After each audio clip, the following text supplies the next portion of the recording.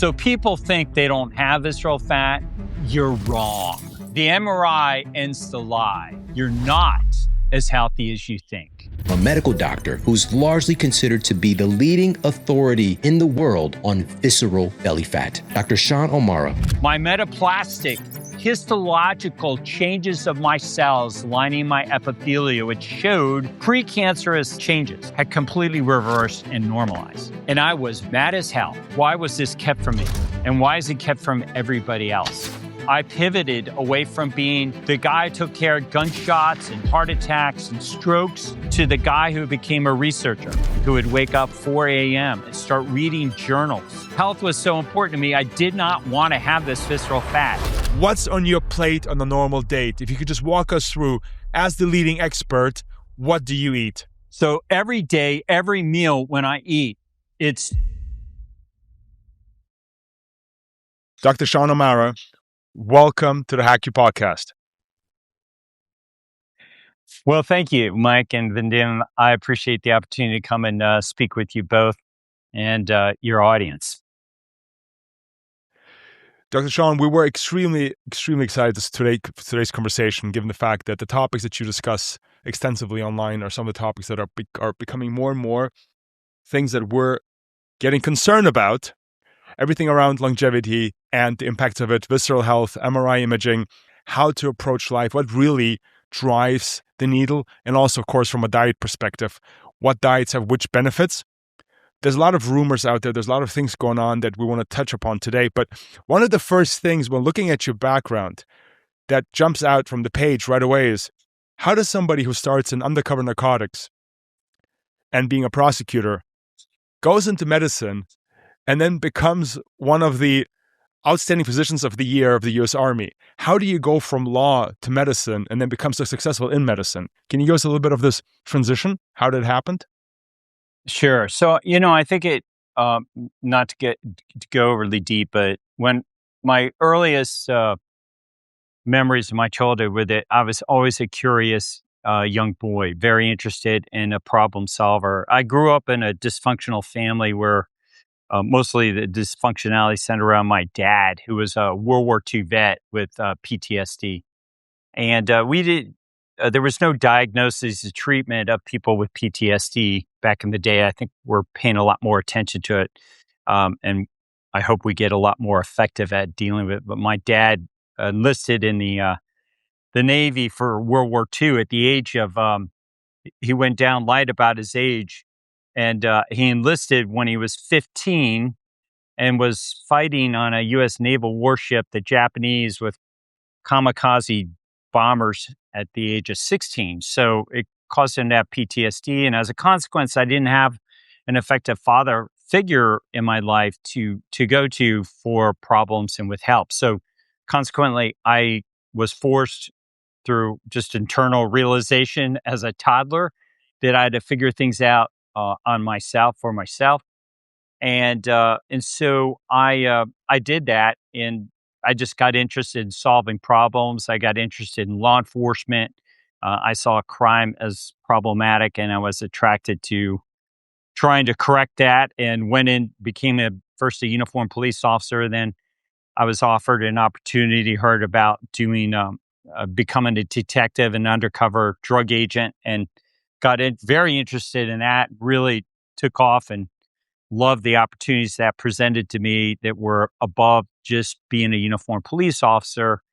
And from there, I got exposed to other individuals that had gone to law school, prosecutors, and then even prosecutors that had gone on to medical school. And I thought that is just absolutely crazy. So I had pursued going to law school and functioned as a criminal prosecutor for about 3 years, and was dissatisfied with the system.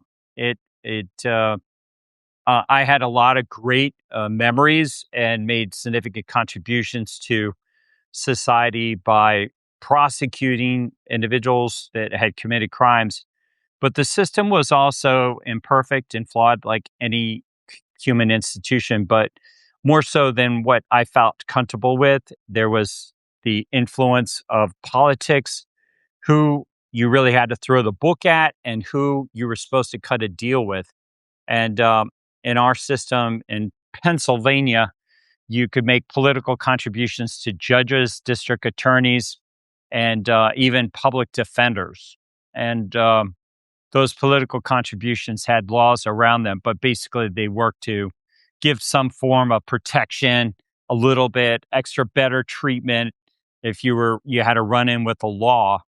Um, if somebody you knew or yourself had made political contributions. And I thought that was really lousy. I wanted to have a system, that was based solely in merits of the crime or uh, circumstances. So I was very frustrated, and I decided that I had a lifelong interest in science and medicine. Even as a child, I was very interested in being a doctor and collected first aid kits and all these things. So I had along the way, just didn't believe. I had a perception that I wasn't intelligent enough to go to medical school and to handle the curriculum. But having gone through law school at that point, being a prosecutor, I really challenged the presumption that I wasn't intelligent enough to go to medical school. So I went back to college. I left my job as an attorney and took off my suit. I was finished medical school in 1997, and I was an adrenaline junkie. And I was very interested and wanted to be an ER physician when I went to medical school, and I left medical school pursuing becoming an emergency medicine physician. So I trained for 4 years in residency in emergency medicine, and from there, I've worked as an emergency medicine doctor, full time, active duty for the U.S. Military, and I had the opportunities through my own initiative. I was asked to provide medical care to the sitting Vice President of the United States, Vice President Cheney. I ended up becoming an emergency medicine physician, and then subsequently developed developed a business, part-time business, providing concierge medical care to people similar to what I was. We built unmarked bulletproof ambulances. They traveled with them everywhere discreetly so that if they ever had a heart attack, we could take care of them. And I did that business for quite some time until I realized that all of the systems I was creating really wasn't, it really was not proactive. It was a reactive model designed to take care of an affluent person whenever they needed to be hospitalized. So I just completely dissolved that company and went into a new offering, where I, at the same time, paralleled this awareness that I was, despite all my efforts, and everybody should be listening to this, to improve myself professionally, I was falling apart biologically.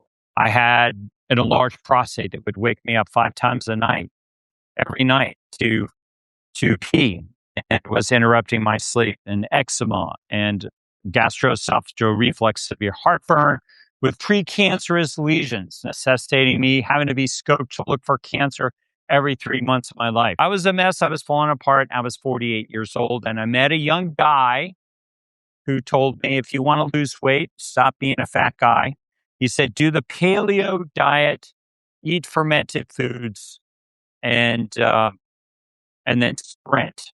He told me those things. So I did those things. The disease slowly went away, and I didn't realize it until one day I am peeing so loud in my toilet, and I realized I'm peeing like a teenager, like I formerly used to, instead of the dribbling, where it would dribble, and then I'd have to, every time I'd go to the bathroom. At the age of 48, I had to put toilet paper in my underwear because I would leak urine.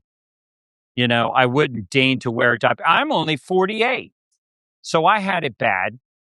I had it bad, worse than most. And all those symptoms, I realized my erectile dysfunction had gone away. I wasn't having to take those pills. I was peeing again like a teenager. I was sleeping through the night. I wasn't kicking my legs anymore. I had no restless leg syndrome. I had no more rash. My eczema had reversed. My sleep apnea had gone away, and my Barrett's had reversed. My metaplastic histological changes of my cells lining my epithelia, which showed precancerous changes, had completely reversed and normalized. And I was mad as hell. Mad as hell. You'd think I'd be happy. No. And what was I mad about was, why was this kept from me? And why is it kept from everybody else? And why did making a few choices in my lifestyle have such a dramatic impact in the quality of my life and level of disease and the level of health that I got to enjoy? And so I pivoted away from being the guy who took care of gunshots and heart attacks and strokes and end of life issues with cancer, very sudden emergencies, to the guy who became a researcher who would wake up 4 a.m. and start reading journals and scientific studies on targets of disease, and would work till 7 o'clock at night, and then left full-time emergency medicine to go work as a full-time, not work, but volunteer as a full-time investigator, researcher.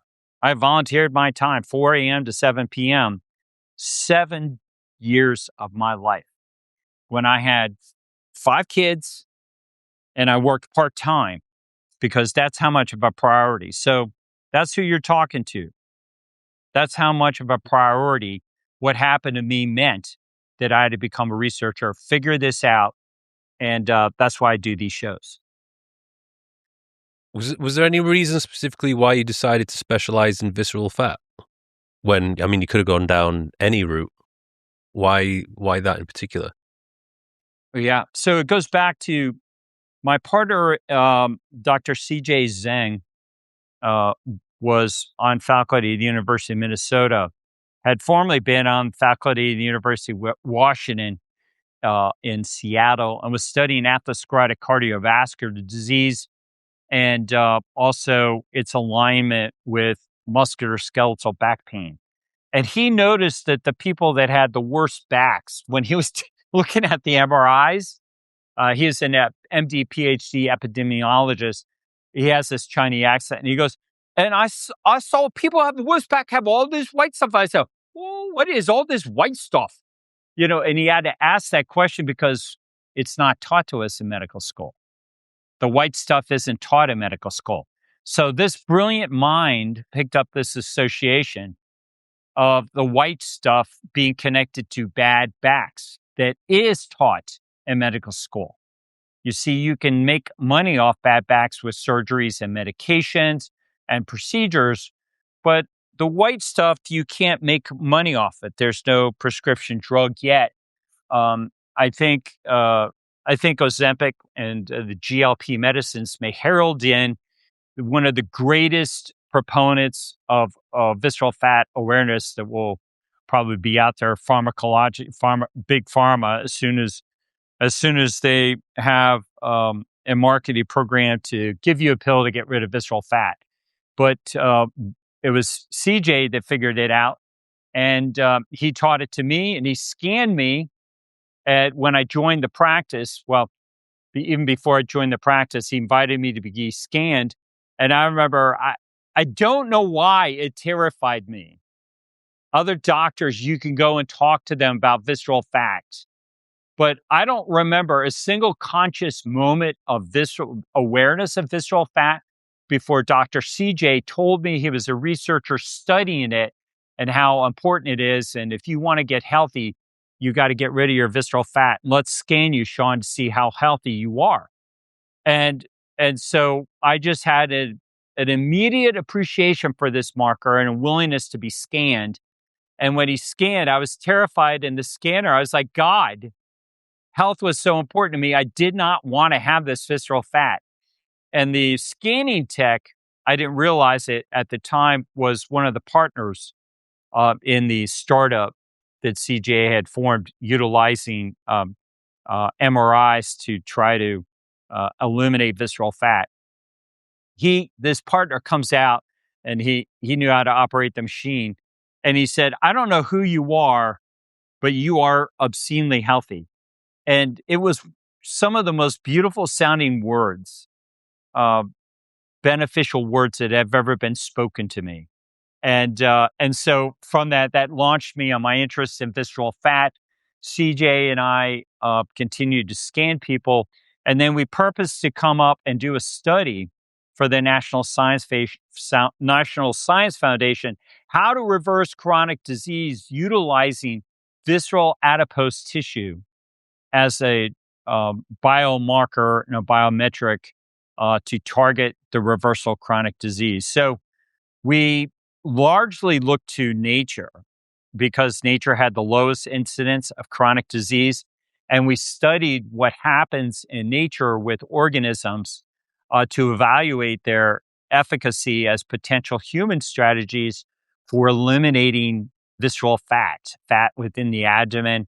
And then also we identified other manifestations of this fat, ectopic fat around the heart, literally coating the surface of the myocardium, the heart tissue itself. And so we studied those two fat depots.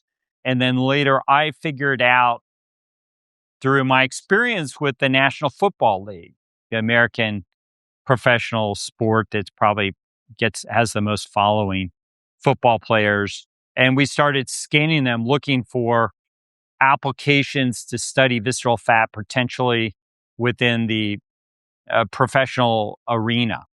And the National Science Foundation had charged us with an obligation as scientists to also try to parallel develop a business application for the science we came up with. In other words, the National Science Foundation expressed a fatigue and an intolerance of giving away money for science that goes nowhere.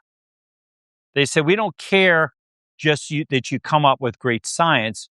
You also owe it to America to figure out how to make money so that great science goes out and benefits Americans. So my idea was to take this to, I couldn't get military firefighters, first responders.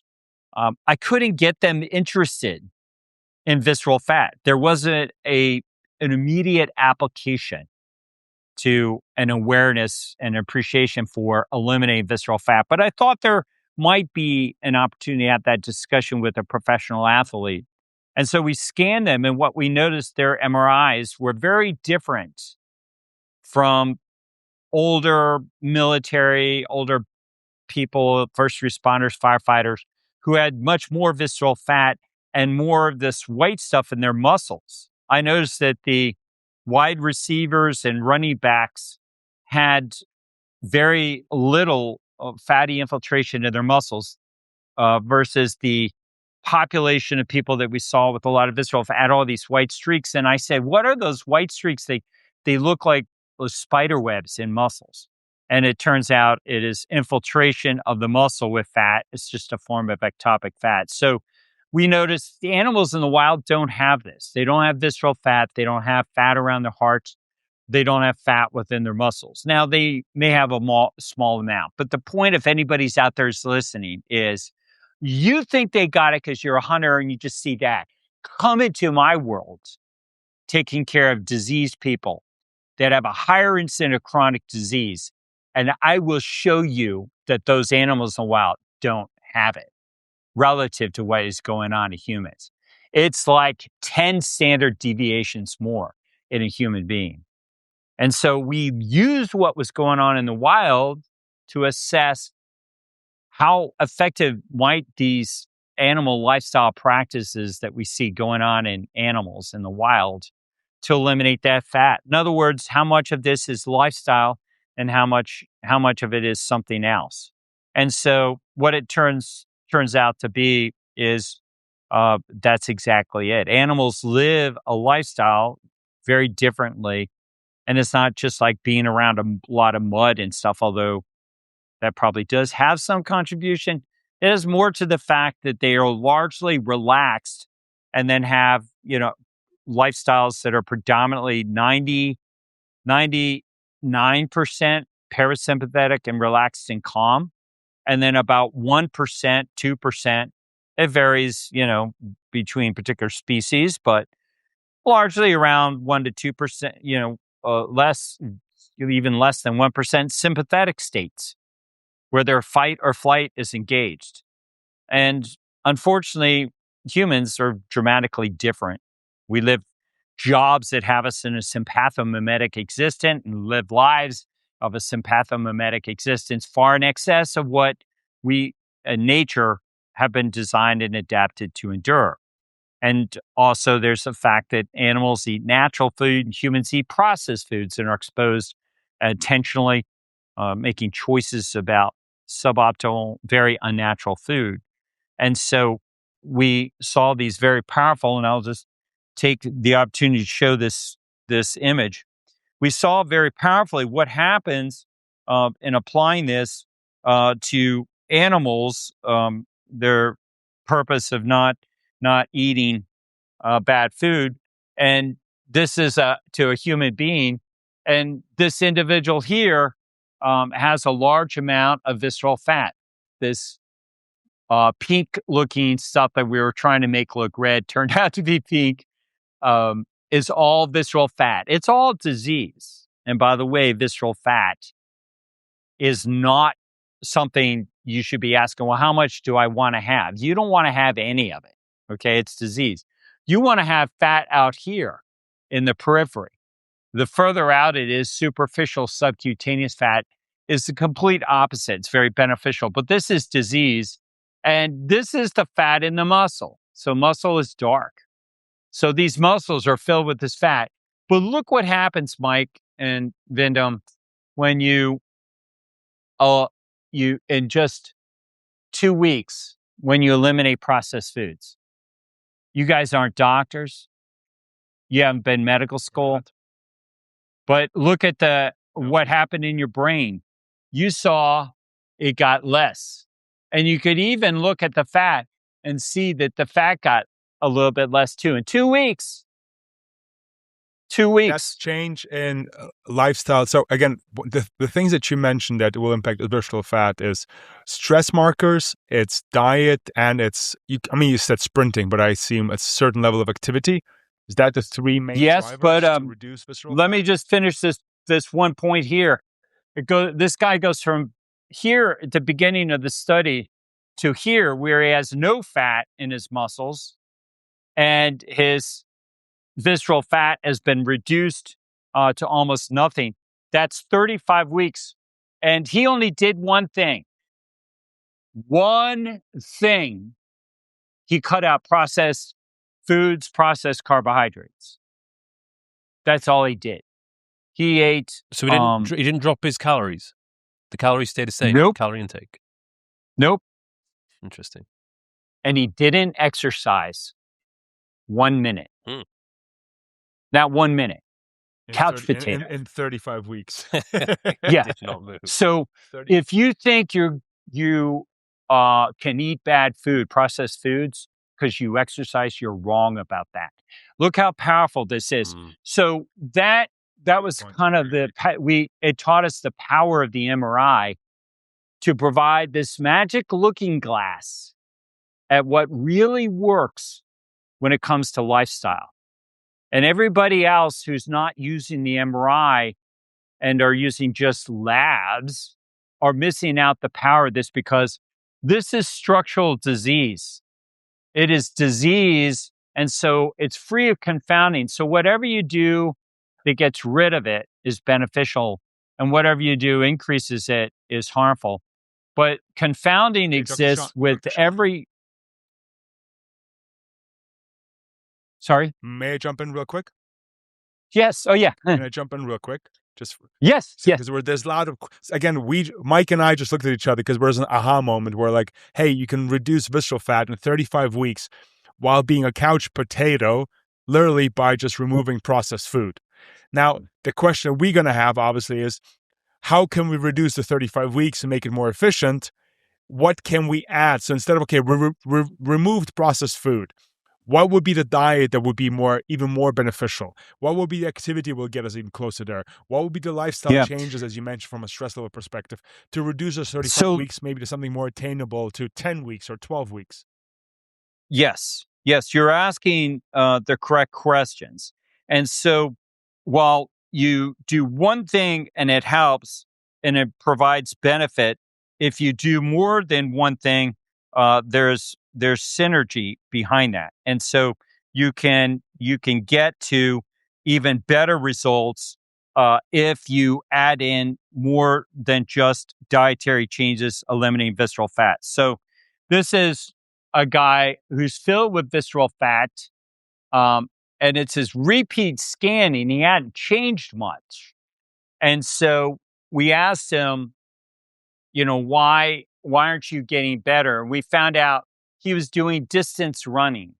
And we found people that do distance running, chronic exercise, they hold on and retain visceral fat through a variety of different mechanisms, probably too complicated to get into here right now, but very established in science that it causes fat to be retained, particularly in this form, visceral fat, and not in the beneficial superficial subcutaneous fat. So runners oftentimes have no fat outside their body, and they're presumed to have no fat inside. They think they have no fat.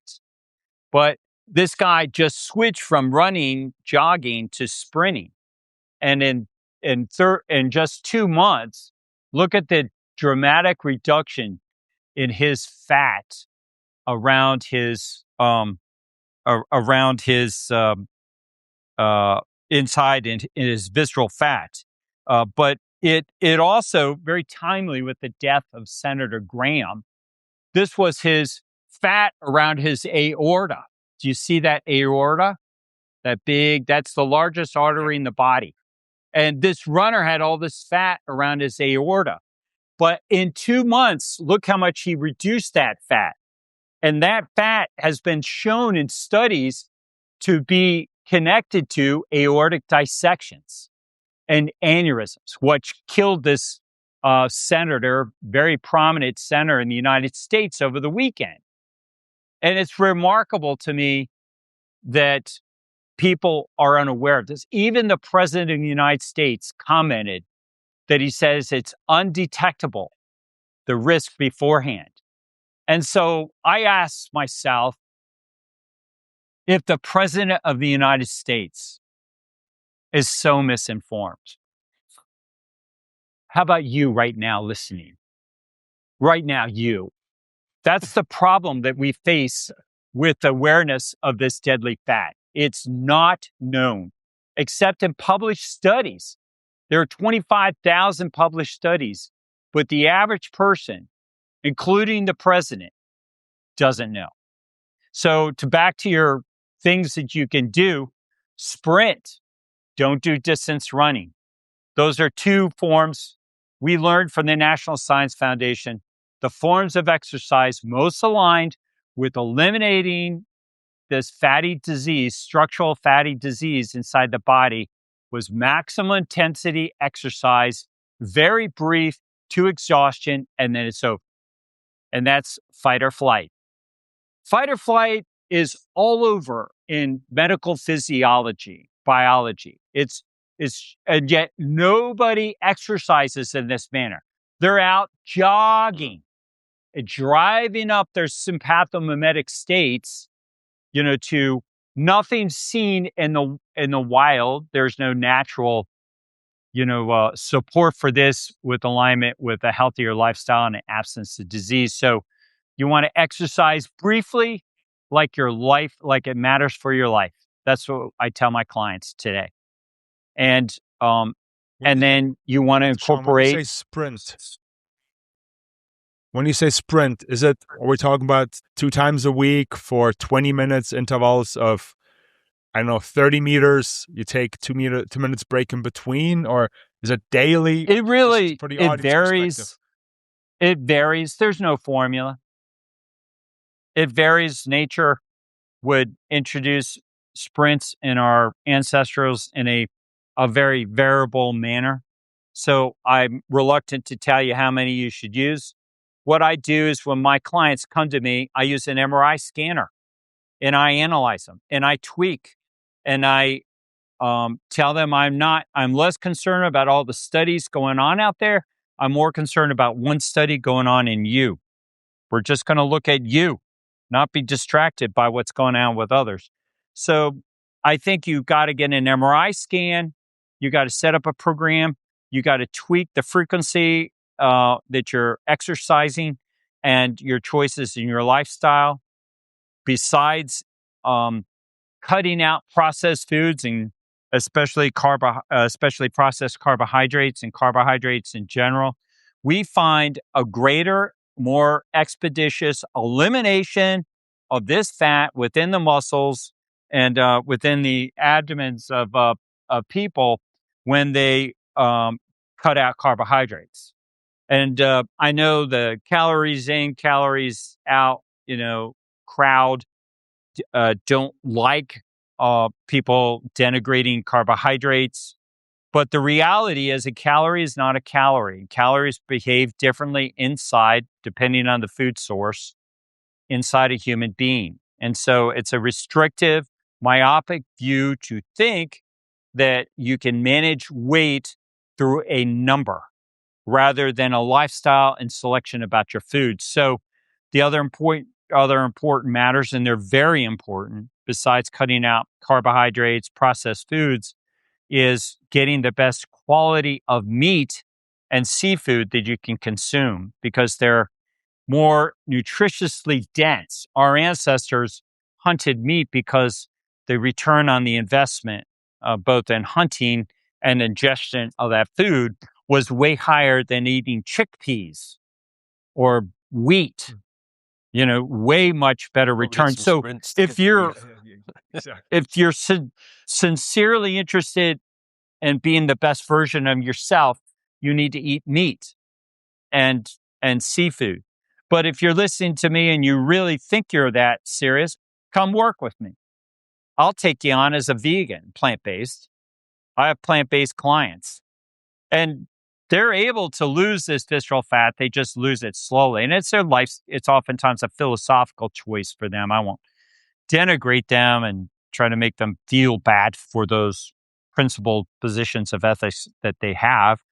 But I will say to the audience at large that I, as a scientist, have noticed and a practicing clinical physician that those who eat meat and seafood in their diet and then incorporate vegetables only in fermented food, in a fermented form, that they do dramatically better. So you must eat fermented foods. You can't just eat meat. You can't just eat seafood. You can't just eat plants. Despite what all of the vegans or the carnivores might say, while you can do that as a choice, you cannot do that and expect you're going to be the best biological version of themselves.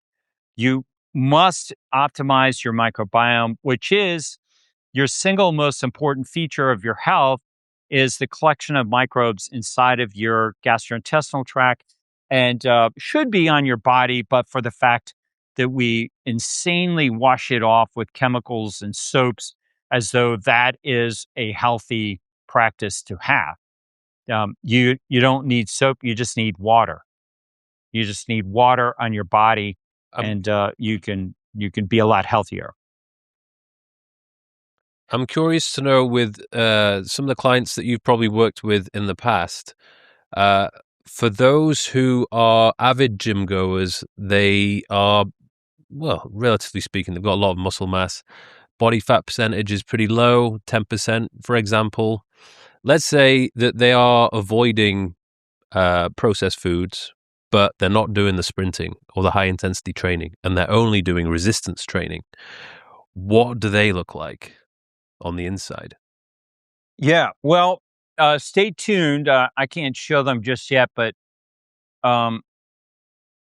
Mike Israetel, who's probably one of the most recognized authorities on bodybuilder, PhD, brilliant uh, professional athlete, professional bodybuilder, and I are going to do a show together, and we will show you because Mike got an MRI scan, and it's very interesting. He's the first bodybuilder that I am aware of who went and did a complete full body scan. So I won't tell you exactly what that looks like, but it's going to come out. But I will show you this this amateur bodybuilder who got a scan. He's just like you say, he's thin on the outside, but on the inside, we'll show you what he looks like. And this is his outside. So nice physique, just lifts weights, didn't sprint, and all this is disease surrounding his inside organs. So a huge amount of visceral fat in that little tiny abdomen. So people think they don't have visceral fat. You're wrong. You're wrong. I started to be overly emphasis, but 15 years of this mentality, I can't have visceral fat because I'm so thin. The MRI ends the lie. You're not as healthy as you think. So that's why I insist on people scanning. I am so curious. That's good. Curiosity is how you get better. I'll be the second guy who documents it. After Dr. Mike, we have Dr. Mike without the doctor. Dr. Sean, quick one, because I don't want us to overjump this, because we have having a lot of conversations about nutrition in the last, almost every single episode. So from your point of view, so we obviously understand the importance of meat and quality of seafood.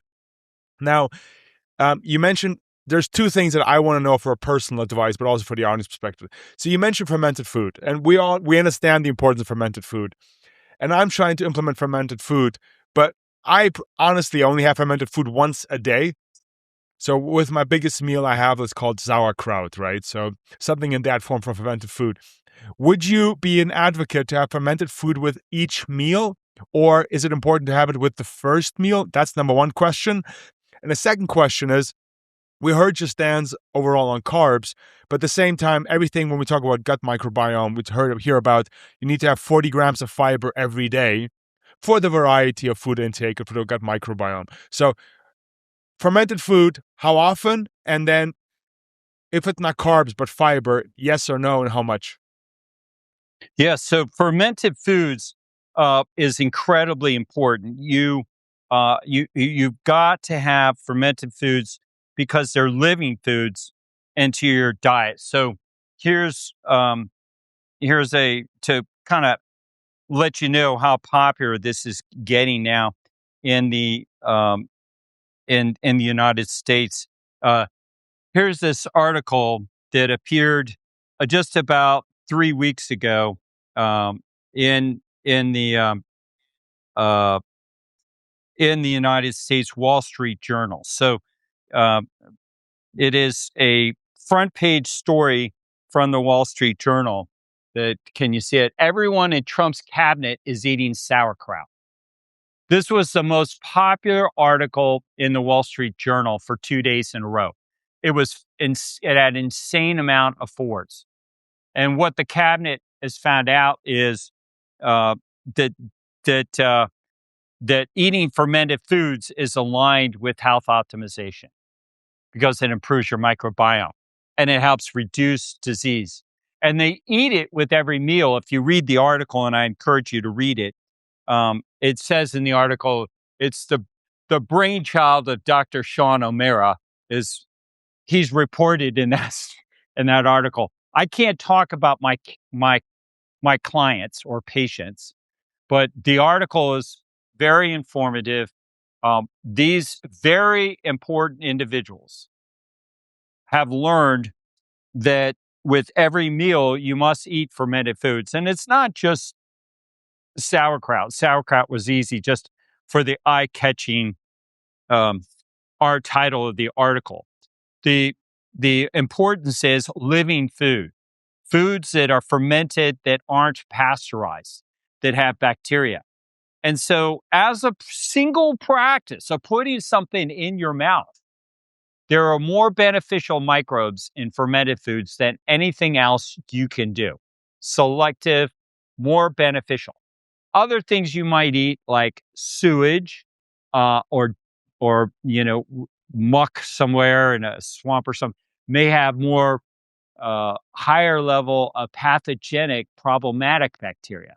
But if you're trying to think, where do I get the best amount of these microbes, which the organism that lives a certain lifestyle, the best report card in the future, we're not there, is going to be how many good microbes do they have and how few bad ones do they have. That's your report card.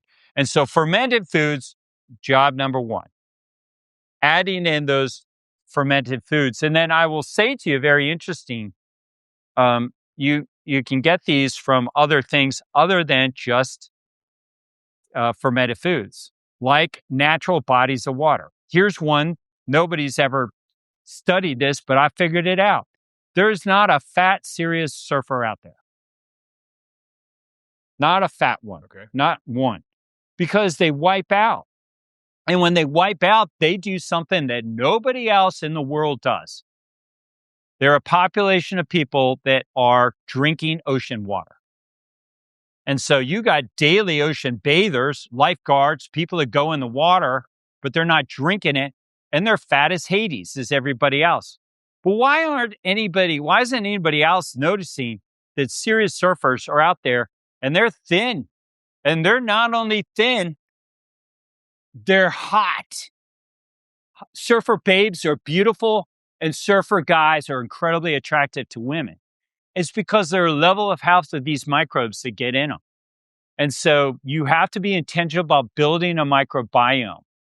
And so eating fermented foods, drinking natural bodies of water, going out in nature and harvesting these microbes, hanging with awesome human beings that do awesome things and look awesome will improve your exposure to these microbes.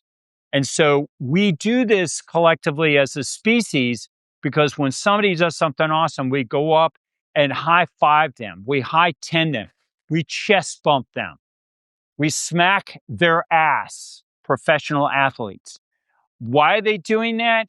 Because their primitive brain says, get their fecal stained butt sweat on your hands so it gets in your mouth in a primitive level. Now, their cerebral cortex wouldn't allow them to process that because they have no knowledge.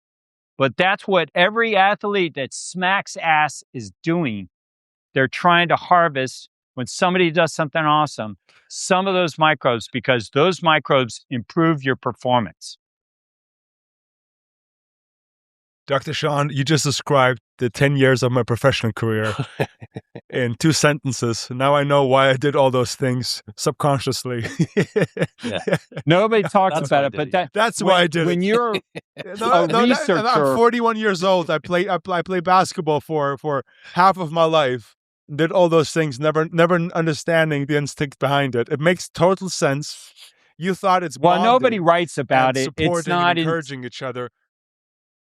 It's not in. It hasn't been scientifically studied, but to the intentional person like myself as a researcher, I see the fingerprints and evidence of a human being that exists to improve their performance, collectively doing all these things. And the one common trait is they're trying to be selected to get better microbes from high performers. And so the future is going to be FMTs, fecal microbiota transplants. That we will take feces from the highest other people's feet. Yes. Put them into and we'll transfer. And I'm working to build a company to do that, to identify the healthiest men and women, and we will give them a cash prize, $10 million. You just watch; it will come out eventually. Put other people's feet inside of you. Wow. They go to the bathroom. Yeah, so they put in the capsule. We take their stool donors right now. For a decade. Yes. Yeah, it's going on, and it reverses disease, but it not only reverses disease, but improves improves the level of health of people. And so when you have like this will happen. Metabolic healthy people who are rather on the skinny side of things, and you give that capsule to people who historically have been obese with a low metabolism, it showcased that it would jumpstart the metabolism of the obese people, getting the gut microbiome of the leaner people. So that's part of that things they're already exposed to. So that's, again, that showcases the strength and the power of the microbiome. We're just getting started. I don't think we haven't scratched the surface just yet. How important this? Oh no, we have not. In fact, just to give you an idea of just how incredibly powerful this microbiome is, let me just show you this dramatic change. How much this microbiome really matters. So here, look at this individual here. This is fat around their heart, and this is 14 millimeters, 21 here. We repeated it and went down to 4 and 11 millimeters. Now, how long do you think it took to reduce that much fat around the heart? And we manipulated the microbiome, but how long do you think it took? I'll give you that answer. 20 weeks. 5 5 days. Days. No. Incredible. 5 days. Now, it is amazingly powerful what we've achieved in doing that. And it was all through natural strategies. But what we really did the most, what happened was we used certain species of bacteria. So look at this guy's face here, and look how much better it is here, how he improved it. And I'm sorry, he's got glasses there. He has gynecomastia here, an enlarged breast. He corrects it in this photograph. He's looking a lot healthier. And look at his big gut, and look how much better it is. Now, how long do you think it is between those two photographs?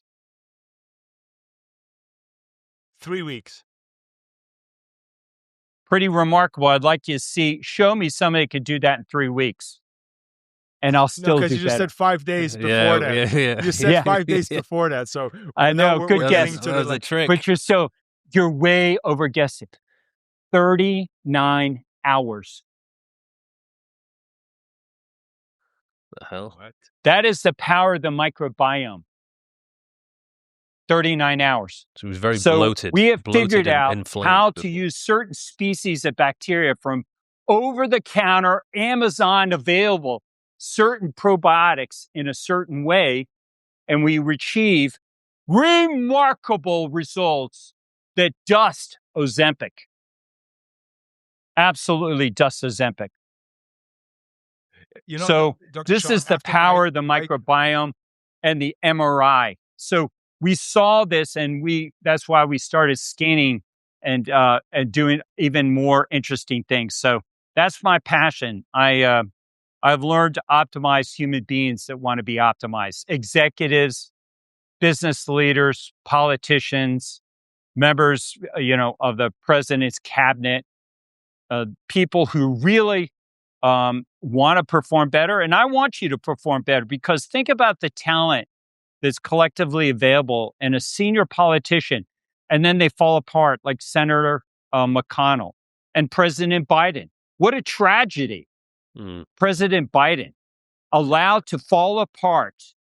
And by the way, he had every doctor available to him, but nobody could really help him from that. There was never any analysis of visceral fat or fat around his heart.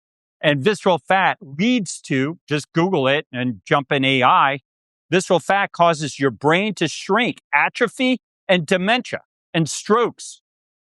And, it's all connected to, associated with chronic disease. And so people are falling apart.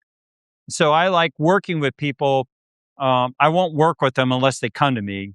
I'm a licensed physician, so you got to come to me either in Minneapolis, Minnesota, Naples, Florida, New York City, Washington, D.C., or Scottsdale, Arizona, or Los Angeles.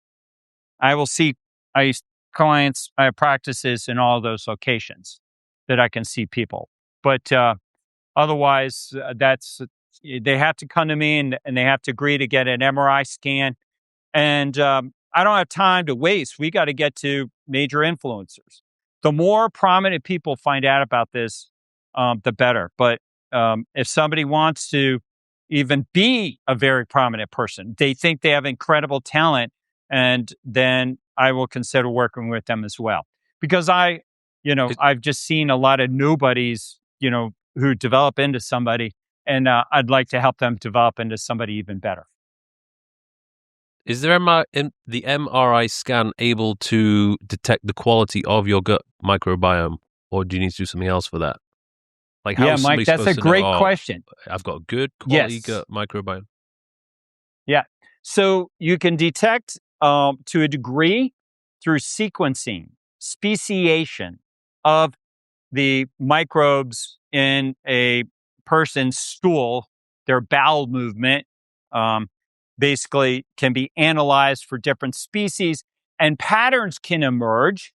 But keep in mind, there's an estimated 50 to 100 trillion of these organisms that live inside the human gastrointestinal tract within the colon. So there's just so many of these species, we haven't mapped them out. But I have gone through this testing myself. And I was interested in seeing to what extent does my family share my microbiome, because we live together and things. So I'm looking for patterns within species. And there was a lot of overlap. But what was interesting is my family's sequencing all got done, and I stayed up all night researching it. And then 4 days later, mine came because I was a little late in registering my specimen. And the CEO of the company texted me. He didn't know who I was. And he goes, our chief scientific officer is asking to have a conversation with you about your sequencing, your stool. He goes, do we have your permission to release your information to him so he can call you because of HIPAA? And I said, sure, absolutely. I'm happy to talk to this guy. And he said, let me just say your results were interesting. He put air quotes around them. And when this guy called me up, he said, you have the most healthy microbiome we've ever tested. And it's because I knew how to get rid of visceral fat. So here's the point. We get rid of visceral fat by manipulating the microbiome. And so having eliminated all the fat around, my heart and all the visceral fat that I have, I supremely improved my my level of health and my microbiome. So the microbiome right now is in its infancy in terms of utilizing it as a testing strategy. I tell my clients it's still too early, and you would be a lot better off doing an MRI. So this is a guy who dropped and had a heart attack going into a gym in the parking lot before he worked out. Big chunk of fat surrounding his heart. That's the intraventricular septa. And then the exact same level, my septa, I have no fat around my heart, none.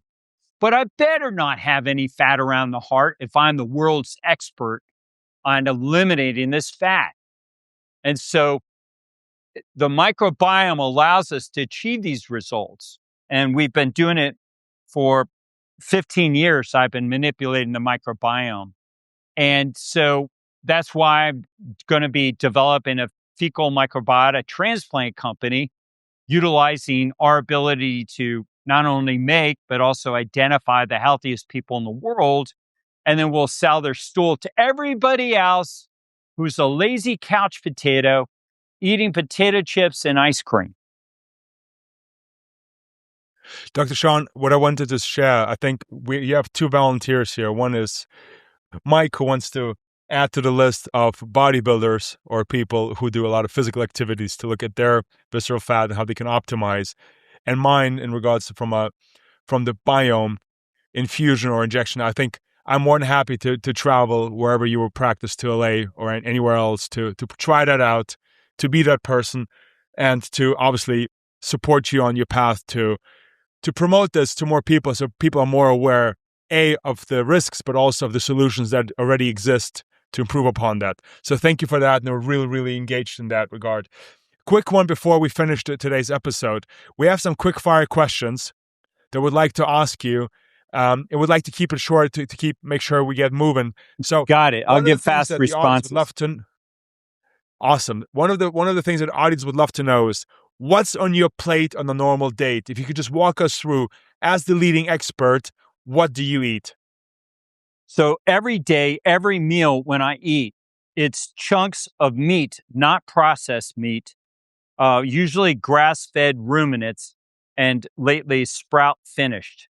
So I like Plainview beef. I don't have a financial relationship with them, but I like them. So grass-fed ruminants, elk, venison, um, and then bison, and then beef that is the healthiest form with fermented foods. So, or I'll have seafood or a combination of meat and seafood. I don't eat a lot of chicken, but I do eat meat, and always with a variety: kimchi, sauerkraut, fermented beets, fermented carrots, fermented ginger, kefir, which is a fermented dairy drink, sour cream, dumped on my plate, mixed up. Absolutely divine. That's what I eat every day, all day long. Never changes. What's a health habit of yours that would surprise some people? I get out in the sun as much as possible. I work outdoors in a computer that's in kind of a tent thing. I'm outside. The computer's in the tent, so I can do work, and I stand outside naked in my backyard, getting natural sunshine. And I have a gym out there, and I will work out there. So I maximize my exposure to sun. I'm in a natural state. I've got a pair of shorts very close nearby if I got to go to my house. But I have a very big backyard that's very private. Nobody's going to be allowed. I don't even think anybody could hunt me down if to look over my fence and see me. But that's what I do. It's an unusual habit, but I work outdoors and I exercise outdoors, and I stand up. I don't sit down. I have a stand-up desk out there. So I got this outdoor gym, outdoor exercise area, and my outdoor office. And I live awesome outside, naturally, in daylight. Love it. What's the worst advice mainstream medicine still gives? That you should be following cholesterol. It's a subterfuge. It's nothing more than a diversion for people to be looking at something that never really improves their health, because they're terrified of a heart attack, when they should be talking about visceral fat and this fat surrounding the heart that has very strong studies showing its connection to myocardial infarctions, aneurysms, and dissections, and atrial fibrillation. It's insane how much atrial fibrillation, AFib, is just exploding with all that fat around the heart. And then they wonder, and then you got cardiologists telling people, we're going to go in and burn your aberrant pathway. We're going to shock you with cardioversion. How about getting rid of the crap around my heart? But they don't talk about it. It's insane. So I think that's a big problem.